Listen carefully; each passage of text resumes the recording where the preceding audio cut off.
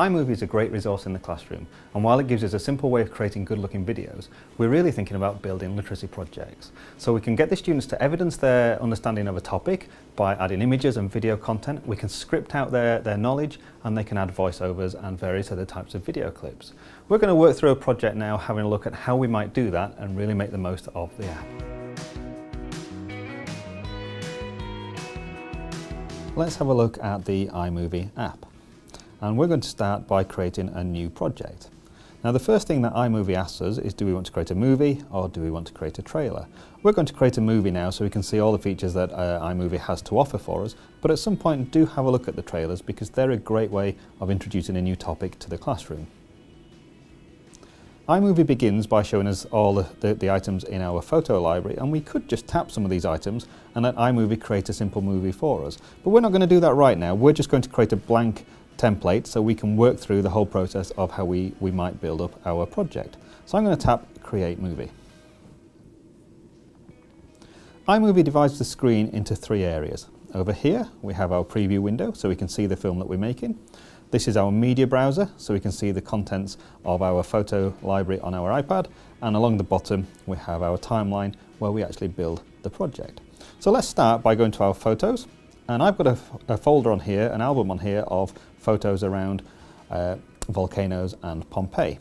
So let's select our first image and it bounces down onto our timeline, and we can see it here in our preview window. I can fast forward and rewind by simply grabbing the region and letting us have a look at what our video looks like. If I press play, you can probably see that the photo is kind of moving past the camera. And this is something iMovie does for us to help us make the videos look really nice. This is called the Ken Burns effect, and it's something we can change, but quite often we just leave it as it is. If I tap the region, I get these options on the screen, so I could change the start and the end point, and I just pinch, so maybe we start with a zoomed in look on the crater. I can tap the end point and go for a much wider view. So if we play back now, you can see how we've controlled how those photos are displaying in our video. Our photo is displaying at the moment for 6.2 seconds. We can change the length of that by simply adjusting the yellow markers at the end. If we had a second photo in, let's put our volcano erupting in there. Another thing iMovie does for us to make videos look really nice is it automatically puts this transition in, and we can see what that looks like in the preview window. We can tap on it, we can change it, but more often than not, let's just leave it how it is.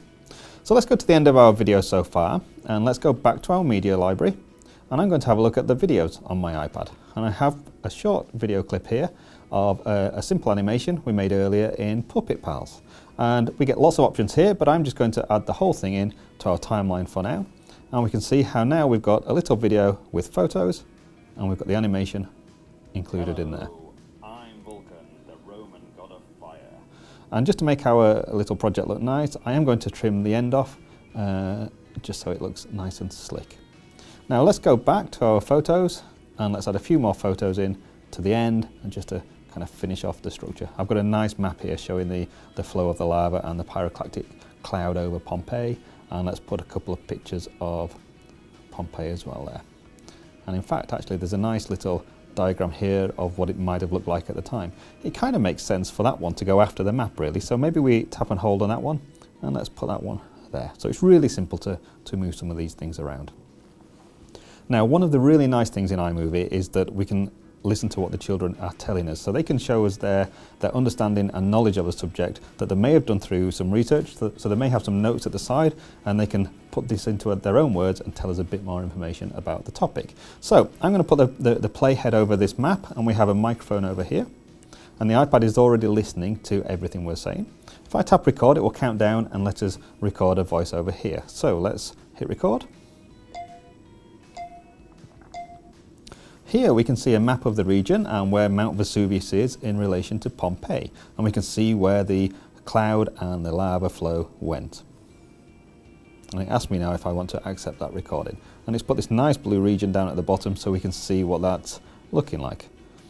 Here we can see a map of the region and where Mount Vesuvius is in relation to Pompeii. Now I've talked for much longer than the photo is displaying there, so we can sort this out by simply moving this one along slightly, lining things up, and maybe lengthen that region so everything kind of aligns up and the children are talking about the right images at the right time. So it's nice and simple to create these interactive contents. Let's add some titles to the beginning. Let's go to the first region, and down in our inspector we can see a T for titles, and it gives us some simple options here. I'm going to go with focus, and then just on the screen we can just delete the text there, and I will call this one volcanoes. So we've got a nice little animated title for the beginning of our video.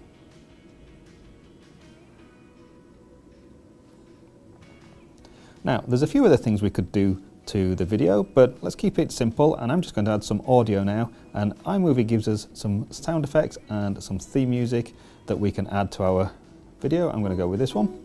That one's nice enough, so we'll use that, and it drops the music down here. Now iMovie is very clever here because it knows when we're talking and when the children are explaining their understanding, so it turns the music down so we can hear what the children are saying in a bit more detail.